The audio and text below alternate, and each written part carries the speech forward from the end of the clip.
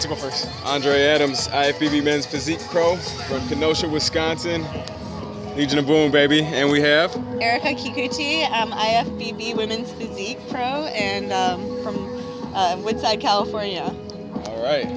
So if you guys want to give a little bit of background about you guys yourself, where'd you guys come from, how'd you guys get into the sport? All right. Mine's pretty simple, actually. Day I turned 12. My dad actually let me start working with a set of weights, and from there it was just game on, let's have it. So I'm 30 years old now, so literally 18 years I've been working with weights. Started out as a power lifter in my early 20s through Sunlight Power, did a little bit through USAPL, and then this amazing thing called Men's Physique comes out. And here we are, fast forward about 3 years later, 2015 Olympian, former Ferrigno Legacy champ, number 2 this year. Really number 1, but no. Well, number 1 in our hearts, man. Exactly, number 1 in our hearts, in my mind. Hats off to, my buddy James for taking this year, but here we are. So that's basically my story in a quick condensed nutshell. All right, what about you, Erika? Well, my story is a little different. My performance sport is trail running and ultra racing, and back in '09 I broke my foot, so I started lifting more weights, and I happened to be friends with Wendy Fortino, who had just started her figure career at the time, and her then boyfriend, now husband, Matt Allen, became my coach for figure, and I competed for 4 years in figure until this year, actually 2015, I decided to switch to women's physique. And it's been a whirlwind ever since. I did one amateur show in San Jose, and then USA's got my pro status, and then the Ferrigno Legacy where I won my pro debut. So it's been a wild ride, and now I'm excited for the Olympia next year. And just, I'm going to interject, if you guys are unfamiliar with the sport, to come into the pro ranks and win on your first show, that is like unheard of. So I know, my mind is blown. Congratulations, that is I'm in hard. shock still, and it's just amazing. Yes.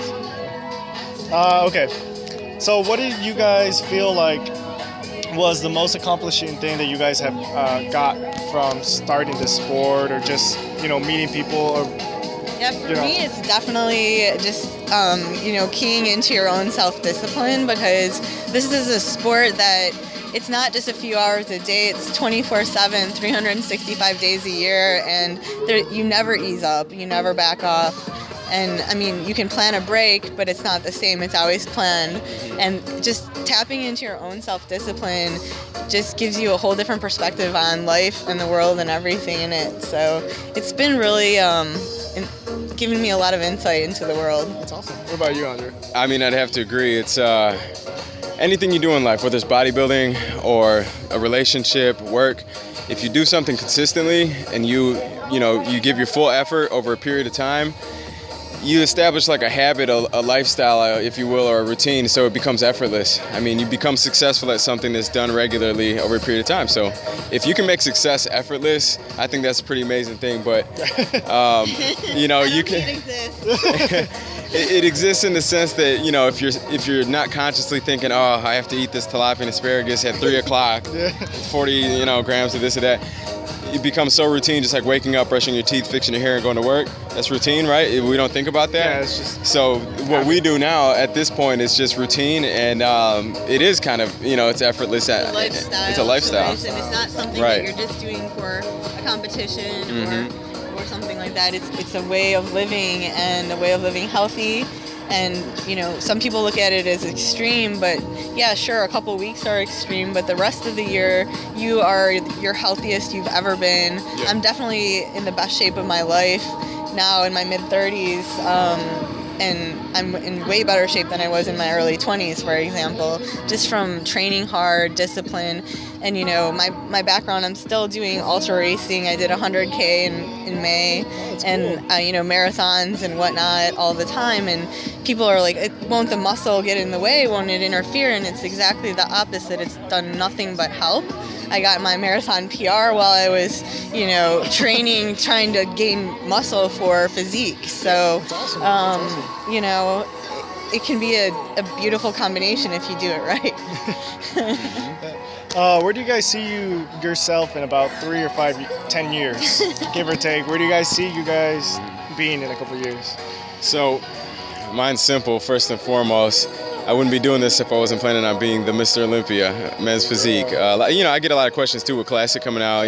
What do you think about this or that? Classic is awesome. I love posing. You guys know I'm the first physique guest poser in the IFBB pros. But with that being said, men's physique is where I started at. Men's physique is where I'll stay until I conquer this division. And that's going to be very tough to do with the caliber of athletes that are out there, from everyone from guys at this show to, Jeremy and, all the other greats out there. So I have a lot of work ahead of me. But more so than that, just, continuing to inspire people and help motivate others and create a change in them. That's where, the real value's at. So you got to establish that entrepreneurship mindset, because outside of the stage, what can you do, right? If you're just a great athlete, that's meaningless. That's meaningless to the person that is just trying to lose 10 pounds and live a healthier lifestyle. So that's kind of where I see myself moving, is keeping a good balance between high caliber athlete and helping other people. Yeah, that's a really good point. I mean, show competition goals are one thing. For me, this is also new. It's hard to say where I want to be in 3 to 5 years as far as competing. I just want to be the best pro that I can be, and I want to bring the best package I can bring to every single pro show. But that aside, I really do want to find ways that I can use what I've learned and help share it with people who are, in a kind of just doing the regular thing. And there's little things you can change in your life that can really make a big difference. So one of the most rewarding things that I've done is help a couple people out just at the gym, and just with a few tips here and there, or just doing a step mill workout together. They're like, wow, I never would have got on this thing if you weren't here, and this is a great workout, and it's so good to have somebody here to do it with. I love that kind of thing, and if I could find an avenue to really kind of expand on that. I'm actually a full-time lawyer in Silicon Valley at a big law firm, so my time is severely limited. But, in between my job and competing, there are those moments that you can find in life to share with people. So I have to do more of that. It's amazing. That's amazing. What's the other question? Oh, yeah, there we go. So what did you guys do to prep for this show, mentally, physically, and... What didn't I do? Yeah. Right. So for me, I had the fear in me because it was my first pro show, and I had just competed in July at USA's, and I knew I needed to bring a much better package to this show, much tighter, get even leaner than I was there. So, for me, it was just really dialing in my diet, being very strict, and bringing every ounce of my energy that I could.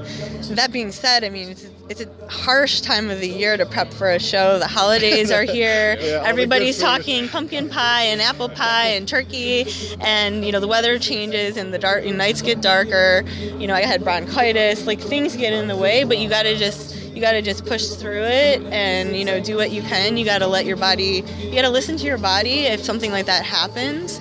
I did get really sick, and I almost never get sick.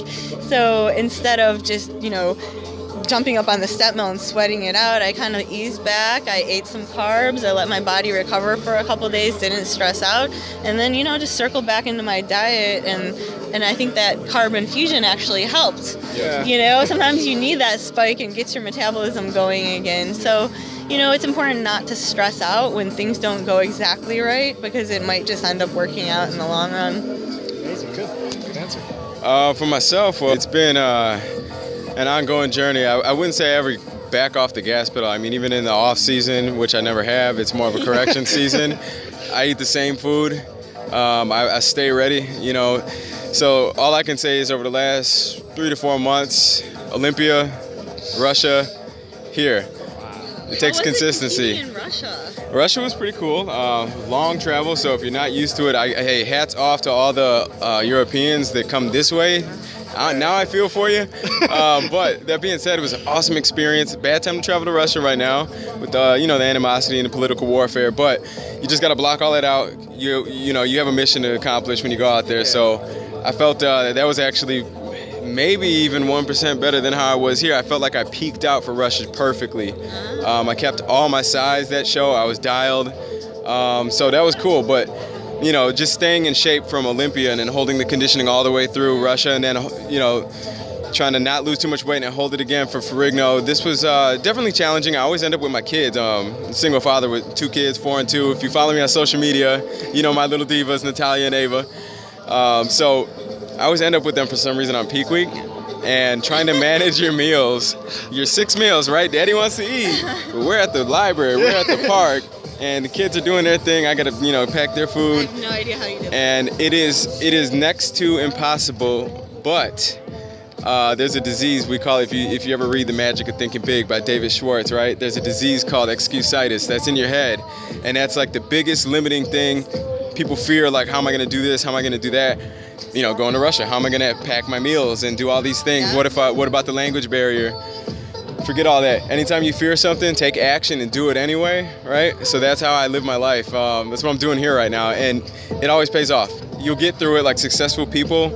You hit a roadblock and you take a detour and you get to the same destination. So Definitely. Consistency, that was my preparation. Nothing different, no magic, no, just consistency. The busier, more intense your life gets, the more you're able to deal with it and adapt. Yeah, Exactly. definitely. That creates value for you because you know you gain more perspective from having to adapt to different situations. And it helps you prepare for the next time you actually have to go through something like that. Yeah. You know, you can just find me on Facebook. I have a public page. My name is Erika, and the last name is Kikuchi, Kikuchi. And Instagram is Erika. It's kind of long. Erika Kick, Kik, athlete, IFBB pro. Awesome. And what about you, Andre? Where can we find you? Oh, mine's easy. Everybody knows Andre Adams. So if you go to Instagram, you just type in Andre Adams. Usually I pop up, but the whole thing from Instagram handles Andre Adams _IFBB _pro. From there, you'll usually see all the links to my other social media. So I'm on Facebook. You can go to my website. My coaching site is www.fit4eachotheronline.com and andreadams.firstform.com for nutrition. Awesome.